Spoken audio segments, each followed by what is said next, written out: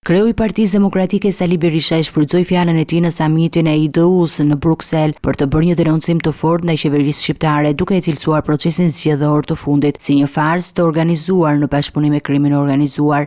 Në një deklaratë drejt për drejt, Berisha akuzoi kryeministrin Edi Rama për transformimin e shtetit në një makineri elektorale, ku sipas tij u përdorën fondët publike dhe presioni administrativ për të manipuluar votën. Në zyrën e kryeministrit ndodhet një person që koordinon aktivitetin e organizatave kriminale shqiptare brenda dhe jashtë vendit. Në këtë zgjedhje, këta individ kishin për detyrë të sillnin në parlament 28 deputet përmes pagesave dhe terrorit. Berisha shtoi se 3 drejtuesit e partive kryesore opozitare janë vendosur në akuzë, ndërsa deputetët janë arrestuar si pjesë e një lufte politike për të neutralizuar opozitën.